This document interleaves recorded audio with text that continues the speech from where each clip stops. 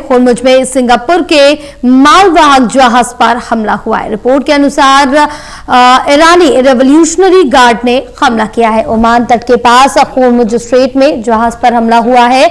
Singapore से जुड़ा है मालवाहक जहाज। जानकारी के मुताबिक आपको बता दें कि इस घटना में कोई भी हताहत नहीं हुआ। सीज फायर पर एक बार फिर से सवाल उठ रहे हैं। बड़ी जानकारी आप तक पहुंचा रहे हैं, जहां होर्मुज में सिंगापुर के मालवाहक जहाज पर हमला हुआ है। रिपोर्ट के अनुसार ईरानी रेवोल्यूशनरी गार्ड ने यह हमला किया। ओमान तट के पास होर्मुज स्ट्रेट में जहाज पर हमला किया गया है।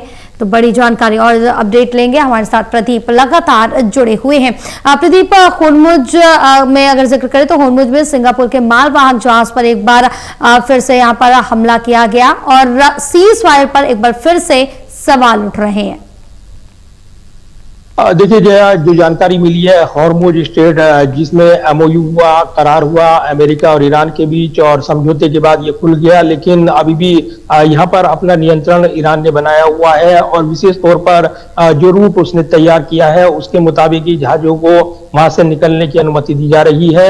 इस बीच जिस तरीके से ओमान प्रशासन की ओर से ये कोशिश की गई कि वो यहाँ पर विशेष रूट तैयार करे, इसको लेकर भी ईरान की ओर से आपत्ति दर्ज कराई गई थी और उन्होंने केवल ईरान के तय किए गए रूट पर ही जहाज निकलेंगे ये दिशा निर्देश दिए थे। तो इस कड़ी में अब ये तस्वीर साफ नहीं है कि ये जहाज क्या तय रूट का उल्लंघन कर आगे बढ़ रहा था या क्या दृष्टिकोण रहा, लेकिन ये जानकारी मिली है कि ये मालवाहक जहाज था यह सिंगापुर का, जिस पर हमला हुआ है, ड्रोन के जरिए अटैक हुआ है और इसके बाद ये वीडियो भी सामने आया है।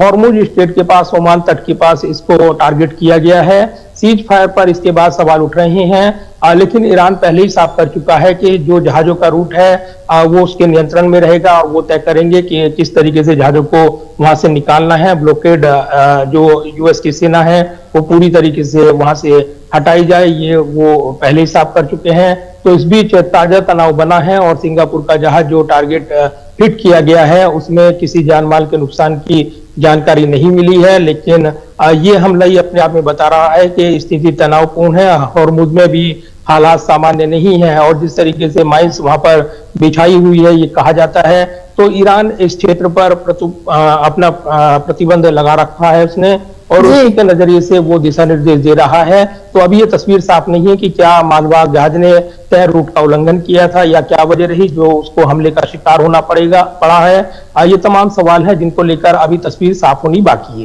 है। प्रदीप, आप बने रहे, आगे और भी तमाम जानकारी आपसे लेंगे।